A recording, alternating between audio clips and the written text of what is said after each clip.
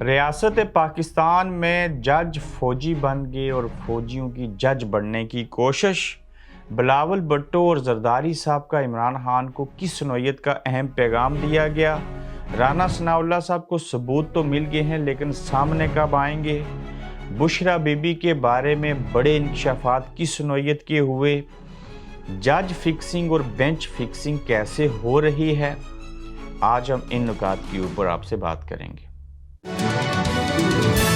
السلام علیکم، آپ دیکھ رہے ہیں گورکھ دھندا، ابرار قریشی آپ سے مخاطب ہوں۔ آج کے گورکھ دھندا میں بات کریں گے کہ ایک طرف الزام لگایا جا رہا ہے کہ جو جج ہیں وہ فوجی بن گئے ہیں اور جو فوجی ہیں وہ جج بننے کی کوشش کر رہے ہیں یا وہ پہلے سے جج ہیں۔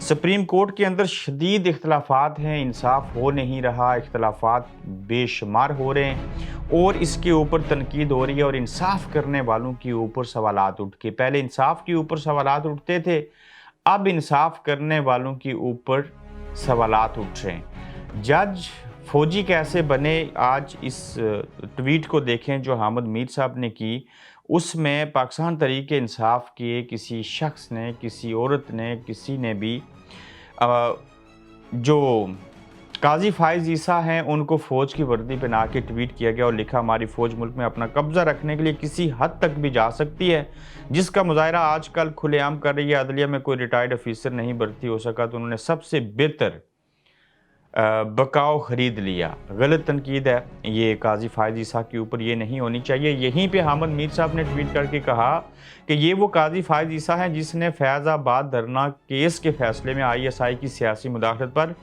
تنقید کی تھی، تو عمران خان کی حکومت نے ان پر نااہلی کا ریفرنس دائر کر دیا۔ آج اسی عمران خان کے نام لیوں نے قاضی صاحب کو فوج کی وردی پہنا دی ہے، وہی فوج جس سے خان صاحب ڈائلاگ چاہتے ہیں۔ بالکل ایسے ہی ہے، یہ تاریخ کی بڑی تلخ حقیقتیں ہیں اور قاضی فائز عیسیٰ نے واقعی اس وقت جو ISI نے مداخلت کر کے دھرنا کروایا تھا، نو ڈاؤٹ اس دھرنے کی کہانی بھی سن لیجئے گا۔ نواز شریف صاحب 2 تائی اکثریت سے اقتدار میں آئے تھے، اس وقت کے ISI کے چیف جنرل فیاض حمید اور جنرل باجوہ نے بطور آرمی چیف جو عمران خان نے ان کو نواز شریف کی حکومت کے خاتمے کے لیے وہ 126 دن کا دھرنا ہوا تھا، اس دھرنے میں ISI کی مداخلت ہے، اس کے اوپر ریمارکس دیے تھے قاضی فائز عیسیٰ نے جو کہ ٹھیک کیا تھا۔ آج نواز شریف پھر اقتدار میں ہیں اور عمران خان جو ہیں وہ اپوزیشن میں ہیں اور مشکل میں چیزیں دیکھ رہے ہیں اور اسی قاضی فائز عیسیٰ کے اوپر تنقید ہو رہی ہے جس قاضی فائز عیسیٰ نے ISI کی سیاست کے اندر مداخلت کو غلط قرار دیا تھا۔ تاہم یہاں ایک نقطہ نوٹ کر لیجئے، عمران خان کو لانچ کیا گیا نواز شریف کی حکومت کو ختم کرنے کے لیے اسٹیبلشمنٹ نے کیا، پھر عمران کی حکومت ختم کرنے کے لیے انہوں نے 11 جماعتوں کو لانچ کیا، یہ بھی ملٹری اسٹیبلشمنٹ نے کیا۔ کوئی بھی دور ہو اس کے اندر دیکھا گیا کہ ملٹری اسٹیبلشمنٹ نے مداخلت کی، پھر کیا ہوا کہ جو وہ چاہتے تھے ویسا ہوتا رہا، ہوتا گیا اور آئندہ بھی ہوگا، مگر یہ کسی بھی صورت میں درست عمل نہیں ہے۔ لیکن ایک بات کیا ہوئی کہ نواز شریف صاحب جو تھے انہوں نے پھر سے اسٹیبلشمنٹ کی بیعت کر لی، اب عمران خان اسٹیبلشمنٹ کے خلاف کھڑے ہوئے بیعت کریں گے یا نہیں کریں گے، یہ ایک فرق ہے۔ مگر عمران خان گولیاں لگیں، جیل میں ڈال دیں گے، پکڑیں گے، ملک سے بھاگ نہیں رہے، لیکن نواز شریف صاحب جو تھے وہ ملک سے بھاگے ہوئے ہیں۔ عمران اور نواز شریف کا آپس میں کمپیرزن کریں، بھلے اسٹیبلشمنٹ نے دانوں کو لانے کے لیے، دانوں کو خاتمے کے لیے مداخلت کی، لیکن نواز شریف کے مقابلے میں عمران خان ان اعتبار سے بہتر ہیں کہ وہ کھڑے رہے، وہ ڈٹے ہوئے ہیں اور وہ بھاگے نہیں ہیں۔ اب ہزاروں کیس جو پینڈنگ ہیں، ساری چیزیں ہیں، وہیں پہ انصاف کرنے کے بجائے یہ ہمارے جج جو ہیں وہ فوجی افیسر بننے کا ان کو تانا مل رہا ہے۔ فوجی جو ہیں وہ جج بننا چاہتے ہیں، وہ ایسے جج بننا چاہتے ہیں کہ ہماری عدالتیں، ہم بڑے، ہمارا کرنل، ہمارا بریگیڈیئر وہ مقدمات سنے گا، کوئی وکیل نہیں ہوگا، اس کی کوئی سویلین جو عام عدالتیں ہیں اس میں اس کی اپیل نہیں جائے گی، کچھ بھی نہیں کریں گے۔ تو اس طرح سے ججوں کو فوجی بنا دیا گیا اور فوجی جج بن رہے ہیں۔ تو دیکھتے ہیں کہ ہوتا کیا ہے۔ بلاول اور زرداری صاحب کے عمران خان کو پیغامات کیا ہیں؟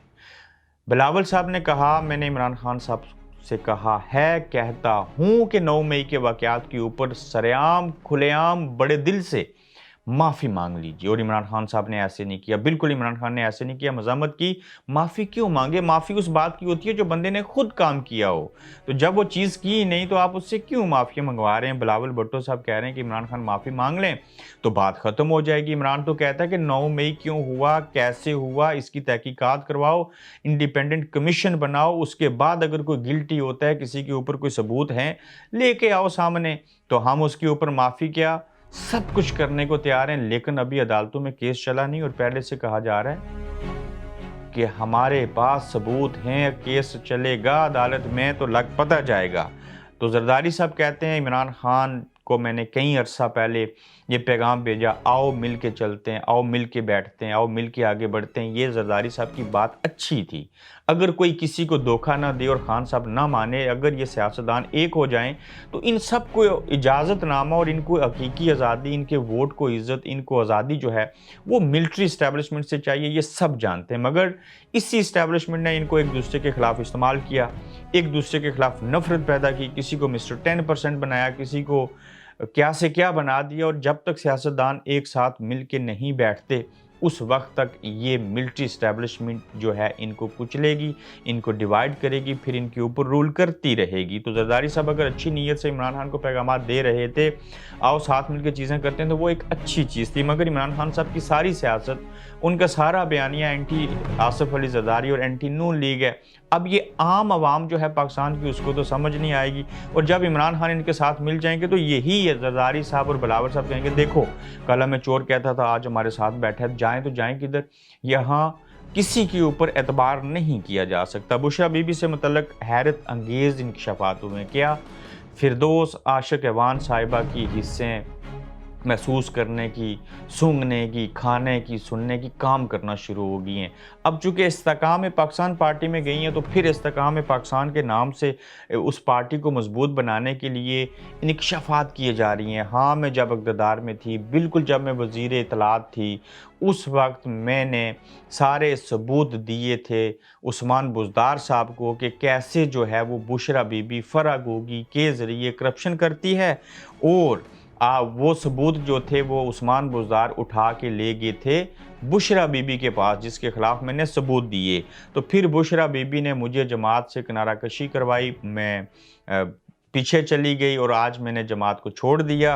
काफ़ी अरसा में खामोश रही और बुशरा बीबी जो हैं वो करप्शन करवाती थी, करप्शन में शामिल थी, फरागोगी उनकी फ्रंट मैन थी और उस्मान बुज़दार भी उन्हीं के बंदे थे। तो ये इस नौयत के इंकशाफात जो हैं वो सामने आ रहे हैं। मगर याद रखिएगा यहाँ पे एक जुमला, आज भी इमरान खान जो सज़ा काट रहे हैं उसकी वजह उनकी ये तीसरी एहलिया बुशरा बीबी हैं, जिनकी वजह से इमरान खान आज अगर मुश्किल में है, किसी हद तक जो करप्शन वाली चीज़ें हैं तो वो यहाँ तक पहुँचे हैं। आखिरी नुक्ता मलिक रियाज वाला देखेंगे तो ये सारे पेंडोरा बॉक्स खुलेंगे, वो मैं अभी आपको आगे चल के एक्सप्लेन करता हूँ। होने क्या जा रहा है, वादा माफ़ गवाह मिल जाएगा 190 मिलियन पाउंड वाला।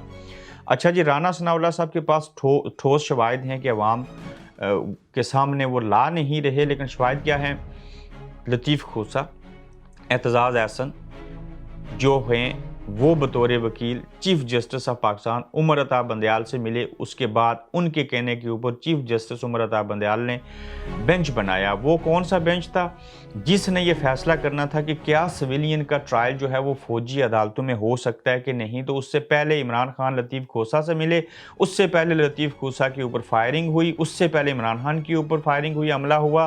तो अब ये सब के मफादात और हालात और वाक़यात बताते हैं कि ये एक हैं। तो तासर ये दिया जा रहा है, राना साहब ये कह रहे हैं कि ये लतीफ़ खोसा और एतजाज़ एहसन के ऊपर जज जो हैं वो अपने चीफ जस्टिस बेंच बनाते हैं, उनकी मर्ज़ी उसमें शामिल होती है और उनके कहने के ऊपर सारी चीज़ें करते हैं। तो इस मीन्स कि उमर अता बंदयाल साहब की अपनी कोई सोच नहीं है, अपना कोई विजन नहीं है, अपने पास कोई इख्तियारात नहीं है। जो उन्होंने इनकी बातें सुनी और इनसे मिले, तो एतजाज़ एहसन और लतीफ़ खोसा का चीफ जस्टिस से मिलना ही कंट्रोवर्सी थी। तो ठीक है, जजेस जो हैं वो सीनियर कानूनदान से मशावरत करते हैं, लेकिन ऐसे हालात में मशावरत अगर आप करेंगे तो फिर हालात जो अच्छे भी होंगे बुरे हो जाएंगे। फ़ोन कॉल कर लेते हैं, वो भी रिकॉर्ड हो जाती है। मिलने की क्या ज़रूरत थी, ताहम वो बेहतरी के लिए चीज़ें कर रहे हैं।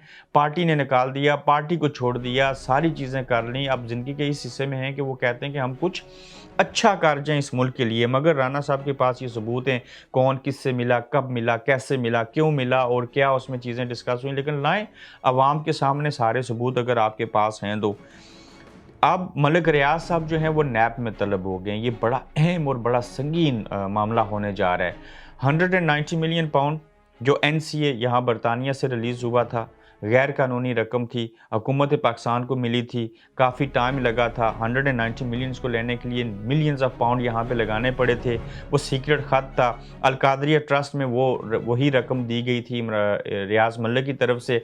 अब रियाज मलिक अगर अदालत में आ गए, नैब ने उनको तलब कर लिया, तो वहाँ पे वो बताएंगे कि मैंने कैसे बुशरा बीबी को हीरों का हार दिया था, मैंने कौन कौन से तोहफे ताइफ दिए थे, 190 मिलियन में से अलकादरिया ट्रस्ट के अंदर कितने डॉलर या पाउंड या रियाल या रुपए दे के डील हुई थी, क्या मामलात हुए थे। तो ये भी बुशरा बीबी की चीज़ें हैं, काम हैं, कारनामे हैं जो इमरान खान को ले डूबेंगे। और ये मलिक रियाज का नैब में तलब होना और फिर वहाँ से आगे जो चीज़ें बढ़ेंगी, आज मैं पहले नुक्ते के ऊपर डिस्कस कर रहा हूँ और कबल अज़ वक्त बता देता हूँ, ये बात बहुत दूर तक जाएगी। और कल मैं मलिक रियाज की नैब में तलबी और फिर आगे स्पेसिफिकली क्या चीज़ें हो सकती हैं, ये बहुत अहम है। मलिक रियाज की तलबी नैब के अंदर इसके इमरान खान को किस तरह के नताइज भुगतने पड़ेंगे, क्या चीज़ हो सकती है, ये नहाइली तक, ये जेल तक की बातें इसके अंदर हो सकती हैं।